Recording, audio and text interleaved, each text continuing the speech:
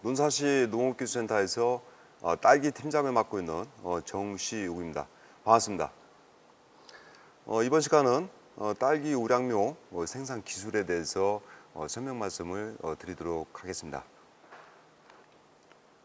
화합문화는 일반적으로 우리가 유도할 때는 요 딸기 육묘에서 가장 중요한 것 중에서 두 번째가 아마 화합문화 그 내용 같습니다. 그래서 온도하고 일장, 여왕 상태에 의해서 온도는 저온이 돼야 되고 일주량은 단위 조건에서 화합문화가 됩니다. 또한 여왕 상태 중에서 질소는 차단이 돼야지만이 화합문화가 상당히 강하게 촉진이 돼서 우리가 원하는 시기 11월 달부터 딸기를 딸 수가 있습니다. 다만 이런 조건이 8월 달에는 오기 매우 힘들다는 사실이죠. 그래서 농가 현장에서는 저온과 단일은 오지 않기 때문에 질소를 차단하는 기술로 강하게 우리가 화분화를 유도를 하는 것도 과정이 있습니다. 그래서 그런 부분에 대해서 설명 말씀을 또 드리도록 하겠습니다. 온도는 실제로 사실은 10도에서 25도 사이에서 화분화가 유도가 되는데 8월 달에는 이 온도가 절대로 오지 않는다는 사실이죠. 그래서 가장 잘 되는 온도는 10도에서 18도가 되겠지만은 실제 그 온도를 유도를 못하기 때문에 이런 온도에 대해서 화분화를 경감시키는 적은 강원도 대관령이라든지 고산 지역에서 육무를 하게 되면은 야간의 온도가 떨어지기 때문에 다분히 도움이 됩니다. 하지만 논산 지역에서는 이런 온도를 가지고 화분화 시키기에는 상당히 어려움이 많이 있다. 그래서 저희는 주로 질소 차단 기술을 사용을 합니다. 이건 저희가 현미경으로 관찰할 때 화분화의 그 단계를 설명 말씀을 드린 건데 대략적으로 9월 7일을 기준해서 항상 화분화에 대한 평균적인 데이터를 저희가 냅니다. 그래서 작년도의 경우는 9월 7일 날에 보통 논산에 있는 딸기묘를 생산하는 분들의 한 40% 정도가 화분화가 됐었다는 사실. 그래서 일반적으로 화분화가 된 묘를 정식을 하는 과정에서 미분화 상태로 심게 되면은 나중에 딸기를 수확을 못하는 경우가 또 발생합니다. 그래서 딸기묘의 화분화 과정을 확인하시고 정식을 하시는 것이 매우 유리하겠죠. 이거는 이제 화분화를 실단계로 나눠서 저희가 이것을 현미경을 통해서 관찰을 또 합니다. 그래서 묘를 가져오신다면은 저희가 화분화를 갖다가 검경을 해서 정식 날짜에 대해서 우리 농가 여러분께 설명 말씀을 드리는 걸로 정식 시기를 함께 논의해서 결정하는 그 단계로 해서 이렇게 저희가 현미경 관찰을 하기도 합니다. 그래서 실제로 화분화를 하기 위해서 온도와 일장은 좋은 단일이 돼야 되지만은 그 조건이 많이 오질 않고 엽수는 사실은 소엽수가 됩니다. 왜 소엽수냐? 입이 적을 때 입에서는 질소가 재이동을 하기 때문에 질소가 줄지 않으면은 화분화가 안 됩니다. 그래서 산매로 육묘기 때 유지하는 이유가 엽수가 적을 때 화분화를 갖다가 계속 정방향으로 유도를 하기 때문에 그렇게 관리를 하셔야 되겠다. 그리고 육묘기 때 입이 5매 내지 6매가 되게 되면은 약재 방제가 매우 어렵습니다. 그래서 소엽수로 가는 것이 웃자람을 방지하고 화분화를 질소를 차단함으로써 정방향으로 유도를 할 수가 있다라고 이렇게 볼 수가 있습니다. 네, 어미묘 베드는 양액을 가급적 7월 1일 정도 끊으셔야 됩니다. 어미묘 베드를 사용하시는 분들이 대부분 인공상토에서 코코피트가 들어가게 되는데 코코피트가 비료를 함축하고 있는 기간이 30일 이상이 유지가 됩니다. 그래서 7월 1일자를 끊으셔도 비분을 주지 않고 물만 주시더라도 비분이 계속 잠유적으로 유인이 되기 때문에 비료를 끊지 않으면 또 화분화가 되질 않습니다. 그래서 어미묘의 비분을 끊는 기간은 7월 1일 전후에서 끊어주시는 게 맞고 자면은 물을 주기 시작한 날짜가 보통 6월 25일 정도 전후로 물을 관수를 개시를 주로 합니다. 이보다도 이르게 4월 달이나 5월 달에 자무 포트에 물을 주게 되면은 지나치게 뿌리가 빨리 나와서 그 좁은 면적에서 공간에서 뿌리가 120일 이상 생존하지를 못합니다. 그래서 뿌리가 썩어버리는 경우가 있기 때문에 물을 주는 타임이 일반적으로 3월 10일이나 15일 정도 정식을 해서 포트 받기가 6월 말 정도 끝나는데 물을 자무포트에 게시하는 날짜는 6월 25일 정도 전후해서 3일 단위로 한 번씩 주시면 맞겠다. 그 기간 안에 비분을 3, 4일 정도만 넣어주셔도 관계가 없겠다라는 말씀을 드립니다. 그 이후에 지나치게 7월 달에도 질소 비료를 계속 주게 되면은 화분화가 잘 안 되는 경우가 많이 있습니다. 그래서 비분도 가급적 7월 5일자 그 안에 끊어버리시는 것이 개우 화분화에서 유리하다라고 이렇게 말씀을 드릴 수가 있습니다. 이건 주로 이제 다양한 방법이 사용되는데 화분화 촉진을 위해서 베드 위에다가 이런 냉수경을 돌리기도 하고 또는 전면 가수를 통해서 밑에다가 물을 흘려서 온도를 낮추는 방법. 하단부에 보면은 알루미늄 스크린을 통해서 냉방을 통해서 화분화를 유도하는 방법도 있고 다양한 방법이 들어가는데 실제로 저희도 현장에서 이런 어떤 시설을 구가해서 하다 보면은 비용도 많이 들어가지만은 서랑 딸기에서는 실제적인 효과가 많지가 않습니다. 그래서 가장 확실한 기술은 편리하고 비용이 적게 들어가는 방법은 질소 차단 기술을 사용하는 것이 매우 중요하다라고 이렇게 볼 수가 있습니다. 화분화 실전 기술에서 포트 육묘에서 가장 우리가 현장에서 할 수 있는 방법은 질소 차단 기술을 활용할 때 가장 화분화가 잘 된다는 것. 앞서 설명드린 것들. 그래서 어미묘의 비료를 중단하는 것은 7월 1일자 중단하시고 포트 자면은 사실은 비료를 넣지 않아도 됩니다. 하지만 생육이 약하다면은 3, 4일 정도를 비분을 넣을 수가 있는데 7월 5일, 10일 또는 늦을 경우는 7월 10일까지 중단을 또 하셔야 됩니다. 또한 포트 상토는 가급적 비분이 없는 걸 사용하셔야 됩니다. 비분이 있는 상토를 쓰신 분들이 화분화가 안 돼서 정식기 때도 심고 나서 수확을 못하는 경우도 많이 있습니다. 비분이 없는 상토를 사용을 하셔야 되겠다. 그리고 또한 이제 7월 중순에 잠유의 질소를 다량 투입을 하거나 하시는 분도 있습니다. 관부 두께를 지나치게 두껍게 하기 위해서 질소를 투입하게 되면은 화분화가 되지 않은 상태에서 딸기 수확하기가 어렵다는 사실이죠. 또한 딸기 입장은 3매로 가셔야 됩니다. 주로 일반적으로 5, 6매 정도가 되게 되면은 잎에서 질소의 경우는 신초로, 신엽으로 재이동을 또 하게 되어 있습니다. 그래서 입장을 제거한다는 것은 질소를 끊는다는 얘기와 동일한 얘기입니다. 그래서 입장은 3매로 유지를 해서 갈 때 화분화가 훨씬 더 용이했다라는 사실이 되겠죠. 또한 이제 내부 시설의 온도를 하강시키기 위해서 차광막을 일부 사용하십니다. 그래서 차광막은 앞서 설명드린 대로 55% 정도 되는 범위 내에서 설치하신 것이 가장 합리적이고 내부에는 순환팬이 10대 정도. 그래서 하우스 내부에 고온이 정체된 것을 계속적으로 측면이라든지 그 열을 빼주는 방식을 선택을 또 하는 것이 많이 사용이 되겠고요. 그렇게 볼 수가 있겠습니다.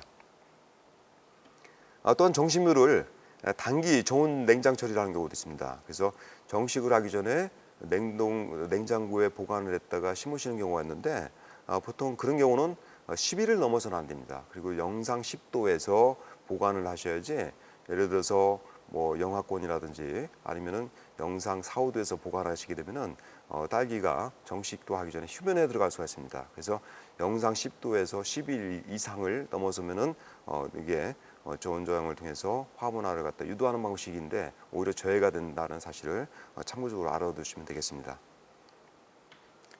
정식 시기의 결정은 일반적으로 9월 1일자부터 해서 많은 농가분들이 기술센터나 여러 가지 그런 기관을 찾아와서 화분화 검경을 저희가 또 실시를 해드립니다.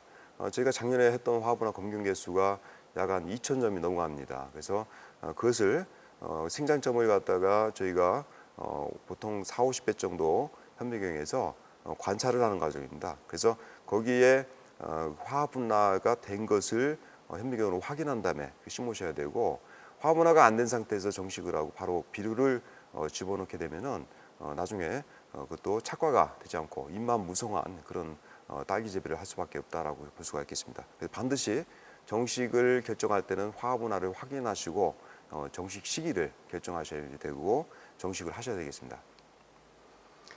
이것은 상단부의 왼쪽에 있는 그림은 지금 육묘를 앞서 설명드린 대로 60일에서 70일 정도 되는 충분한 발근이 된 묘를 심어야 되는데 일반적으로 30일이나 40일 짧게 기간을 육묘한 것을 심게 되면은 미분화묘라고 해서 딸기가 열린 것도 있지만은 딸기가 열리지 않고 그냥 잎 상태로 존재하는 경우도 있습니다. 이 경우는 미분화묘 또는 질소를 강하게 계속 육묘기 때라든지 정식기 때 집어넣었을 경우는 화분화가 되지 않은 상태에서 12월 달에도 꽃이 피지 않는 현상이 발생된다는 얘기가 되겠죠.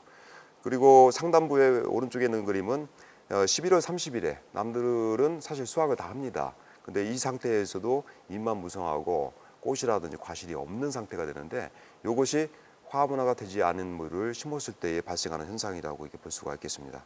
그래서 반드시 화분화는 질소 차단 기술을 사용해 주시고 검경을 하신 다음에 심는 것이 매우 유리하다라고 볼 수가 있겠습니다. 또한 심지현상이라고 또 있습니다. 심지현상은 쉽게 꽃대가 나오고 나서 그리고 눈이 사라짐으로써 입이 출현하지 않는 경우가 또 있습니다. 이런 것들은 육묘기 때 너무 지나치게 포트 관리를 할 때 건조를 시킨다든지 또한 비료를 너무 일찍 중단하게 되면은 이렇게 심지현상이라고 해서 꽃대가 나오는데 그 다음에 입이 출현 안 해서 그 다음에 사하방 넘어갈 때에 그것을 키울 수가 없다는 얘기가 되겠죠. 이런 것도 발생을 한다는 얘기가 되겠죠. 또한 육묘기간 동안에 우리가 화분화를 유도하기 위해서 인산가리를 일반적으로 700배 정도 농가에서 많이 사용하시는데 7월달과 8월달 사이에 2, 3회 정도 연면 살포를 하게 되면은 화분화가 다분히 며칠 정도가 좀 빨라집니다. 그래서 인산가리를 살포했을 때는 키가 다분히 외화가 되면서 화분화를 좀 더 빠르게 유도할 수 있는 거기 때문에 지금 이제 살포를 하셔도 되겠죠. 또한 딸기를 키울 때 웃자람을 방지하기 위해서 굉장히 많은 노력들을 농가에서 하고 있습니다. 그래서 어미묘가 키가 크거나 1번과 2번 묘가 키가 크게 되면은 전체적으로 웃자라는 경우가 더 많이 있습니다. 7월 상순 정도 됐을 때 강적입을 통해서 서로 밀식 웃자람을 방지를 하기 위해서 어미묘의 잎을 80% 이상 제거를 한다든지 7월 상순경에 자묘 확보가 90% 100% 된 이후에 어미묘를 강제구별을 해서 잎을 갖다가 제껴주시는 방법을 쓰시는 것도 괜찮고 7월 중순경에는 자묘의 뿌리가 완전히 내린 상태에서 1번과 포트에서 그 8번까지 나눈다면은 1번과 3번의 자묘가 잎이 상당히 웃자란 경우가 많습니다. 그런 경우는 2매 또는 3매만 놔두고 강적엽을 함으로써 통기성을 확보하고 웃자람을 밀식을 제거해 주게 되면은 좀 더 안정적인 화분화나 웃자람을 예방할 수가 있다라고 생각하시면 되겠습니다. 또한 8월 중에 적엽을 통해서 딸기잎이 밀식되는 것을 방지함과 동시에 화분화를 촉진하는 기술로서 어미묘는 7월 15일 또는 8월 10일 정도에 어미묘의 포트 런너와 자묘를 갖다가 완전 분리를 또 하시는 경우가 있고 잎은 그때부터 해서 정식할 때까지 3매를 가급적 유지하시고 그 재배를 육묘장 관리를 하시는 것이 화분화에 매우 유리한 조건이 되겠습니다. 또한 질소가 다량 함유돼서 계속 자묘 포트에 투입을 하게 되면은 못 자라는 경우가 많습니다. 그래서 인산가리나 또 일부에서는 또 칼슘대에 대한 어떤 연면 살포가 또 효과가 있다고 하는데 가장 효과 있는 것은 인산가리가 가장 효과가 있고 어느 정도 앞서 설명드린 대로 2, 3회 정도 살포를 해주시는 것이 매우 중요한 그런 웃자람에 대한 방지 대책이 될 수가 있겠다라고 설명 말씀드립니다. 최근에는 외화제를 가지고 특히 산림꾼을 가지고 외화를 시키는 방법을 주로 사용하시는데 이 방법은 뿌리 발근이 완전 끝난 다음에 7월 상중순 정도에서 2회 정도 그것도 정량으로 살포하게 되면 3,000배를 살포하게 됐는데 그보다 농도를 약하게 해서 4,500배에서 2회 보통 10일 간격으로 2회 정도를 살포하게 되면은 또 외화가 됩니다. 그래서 외화가 됐다면은 쉽게 얘기해서 줄기가 작기 때문에 뿌리에서 물과 비분을 흡수하는 그 능력과 광합성을 통해서 물질을 만들어질 때 이동 통로가 짧다 보니까 수광태세, 햇빛을 보는 각도가 매우 좋습니다. 그래서 화분화가 통상적으로 4, 5일 정도 빨라지는 그 기술이 되겠습니다. 그리고 일반 우리가 묘를 키울 때 육묘장만큼은 농업용 필름을 이중으로 우리가 씌울 필요가 없습니다. 보통 PE 필름이 일중당 자외선을 30% 정도를 차단을 합니다. 이중을 씌우게 되면은 자외선 차단량이 70% 이상이 되기 때문에 묘가 상당히 웃자랄 소질이 있습니다. 그래서 육묘장만큼은 일중 필름에 사용을 하셔도 관계가 없다라고 이렇게 설명 말씀드립니다. 또한 일부 농가에서 차가망 설치가 너무 지나치게 70% 이상이 되다 보니까 그늘이 져서 웃자라는 경우도 많이 있습니다. 그래서 지나친 차강은 오히려 웃자람을 조정하기 때문에 55% 정도 미만으로 사용을 하시는 것이 바람직하다라고 설명 말씀드릴 수가 있습니다.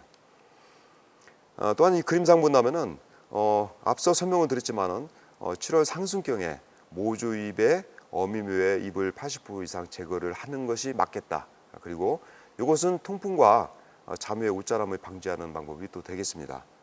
또한 7월 상중순에 포트에서 어미묘에 가까운 1번과 3번 쪽에가 키가 웃자라는 경우가 많은데 요거는 아예 강제급을 통해서 2매만 남겨놓고 원래 3매를 유지해야 되는데 2매만 놔두고 나머지를 강제급을 하셔도 관계가 없습니다. 그 뒤에 속립이 또 올라오기 때문에 그렇게 해서 이 공간이 햇빛을 경합하지 않도록 충분하게 통기성을 확보하는 것이 매우 중요한 어떤 방법이 되겠다. 그래서 이것을 작업을 7월 상순 정도, 중순 정도에 그렇게 작업을 하는 것이 매우 우리가 육묘를 갖다가 좀 괜찮게 좋게 만들 수 있는 그 방법이 또 되겠습니다.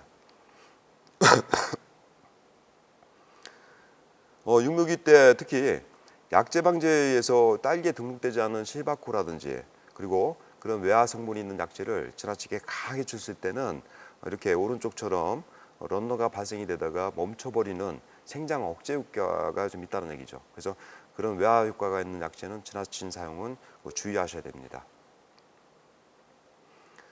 딸기 정식은 일반적으로 저희가 논산에서 가장 안정적인 날짜가 언제냐라고 볼다면은 9월 12일을 전후해서 보통 4, 5일 정도 전후해서 심게 되면은 가장 안정적인 날짜가 되겠다라고 이렇게 판단합니다.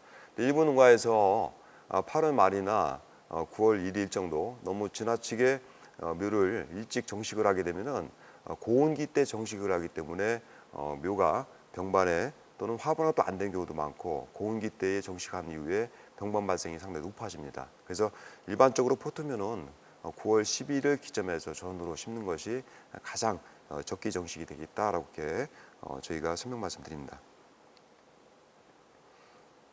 다음은 이제 3편에서 고설포트 우량묘 생산 기술에 대해서 좀 중요 사항만 한번 짚어보는 쪽으로 하겠습니다.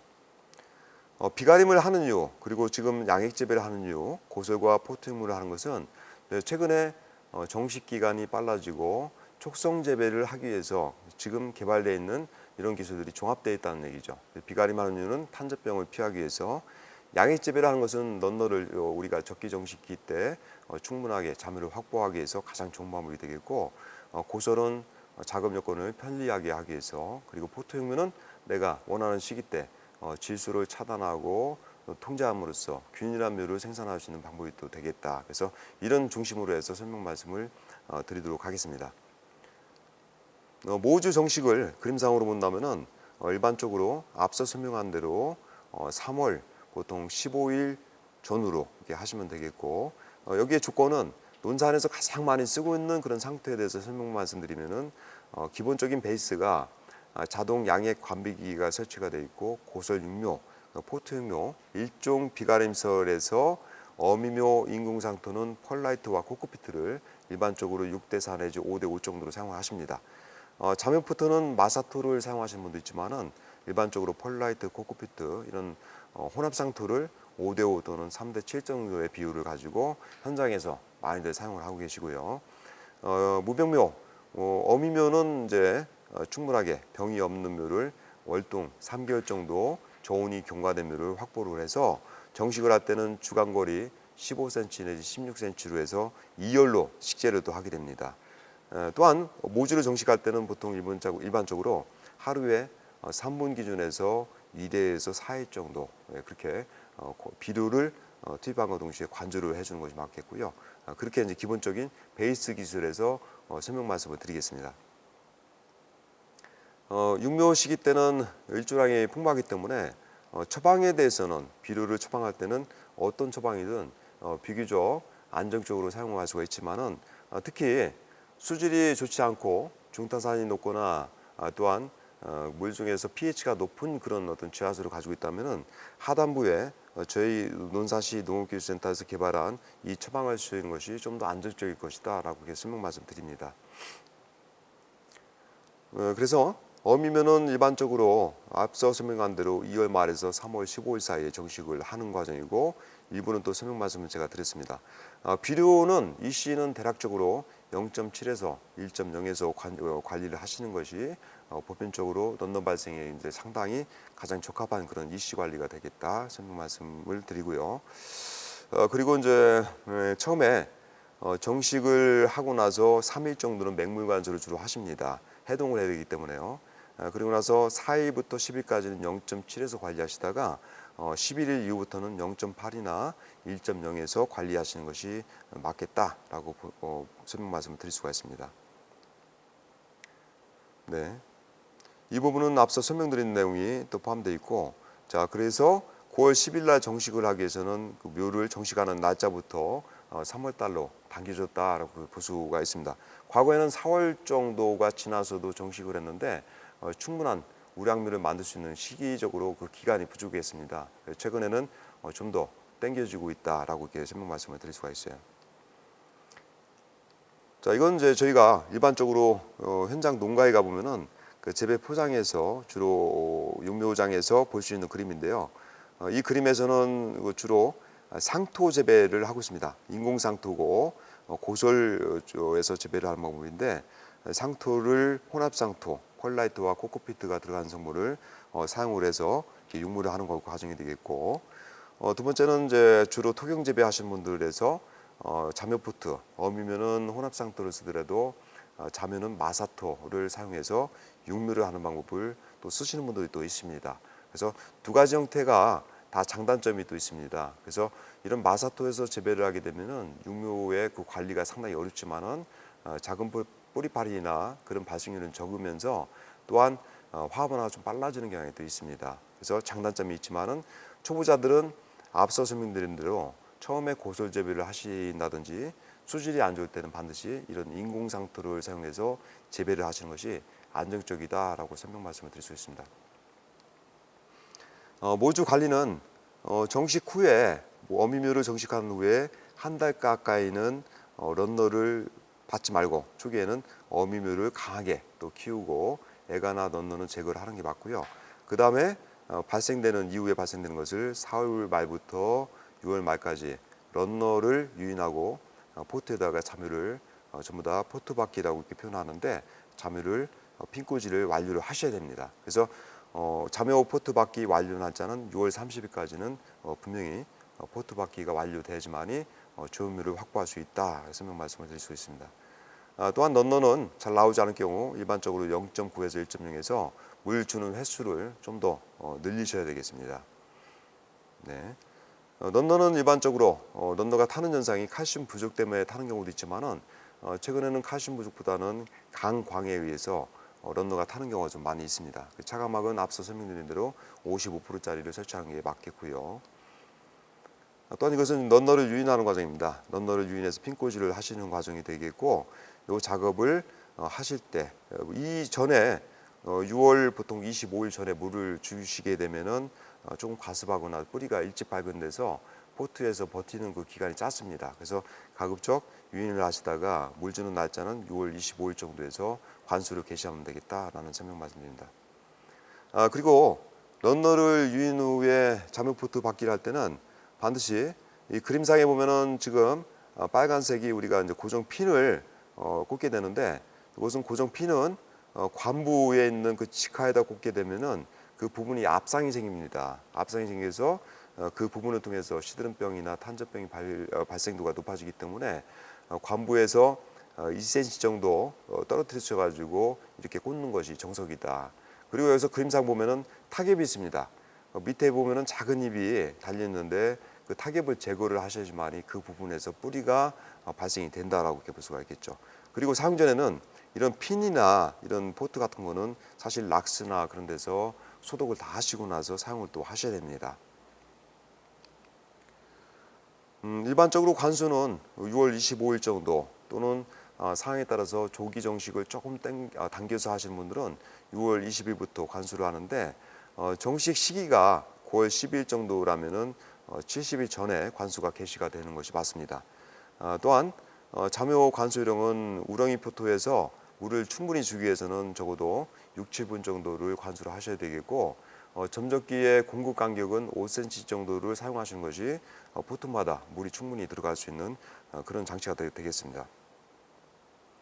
7월 중에는 자묘 관수를 할 때는 7분 내로 3일에 1회 관수를 또 하셔야 됩니다.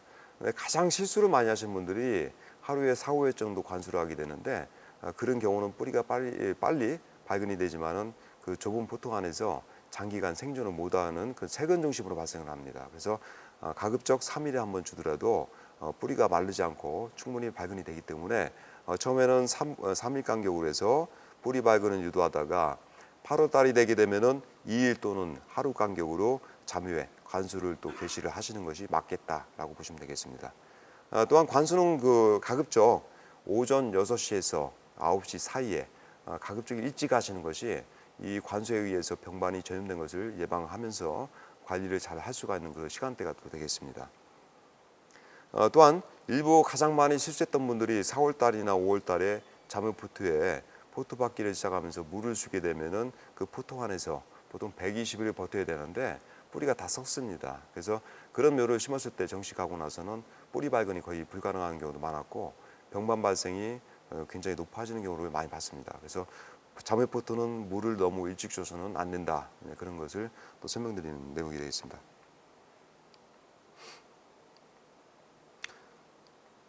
네, 이건 저 현장에서 우리가 육묘를 할 때 과거에는 이런 기술들을 언제 적엽 작업을 해야 되고 언제 질소를 차단해야 될지 그리고 주로 잠유포트에 물은 하루에 몇 회를 줘야 되는지 그런 방법에 대해서 없을 때는 상당히 다양한 방법을 썼어요. 근데 지금은 이제 정립이 돼서 앞서 설명드린 대로 그런 방식을 쓰게 되면은 우량한 건조물을 또 생산을 할 수가 있으리라 생각을 합니다. 자, 이건 실제로 우리가 6월 하순이나 7월 상순에 뿌리 밝은 상태를 이렇게 들어본 겁니다. 저희가 개발해서 보급한 전면관수 방법인데 이 방법도 괜찮고 하지만 농가들에서는 비용 때문에 일반적으로 우렁이 포트를 사용해서 고설 육류를 좀 많이 하는 편이 되겠죠. 묘는 이렇게 뿌리가 발근이 됐을 때 이 뿌리가 너무 오래 이 포트 안에서 있게 되면은 썩는 현상 때문에 물을 약간 건조하게 드라이하게 키우는 방법으로 해서 육묘를 하셔야지만이 우량묘를 또 획득을 또 할 수가 있습니다. 이건 고설 재배에서 정식 당일날 주로 멀칭을 한 다음에 녹색 필름이라든지 또는 은녹색을 사용해서 그대로 앞전에 이 포트에서 받은 묘를 그대로 정식을 하게 되어 있습니다. 이런 과정을 거쳐서 정식을 하기까지의 그런 설명 말씀을 드렸습니다. 네.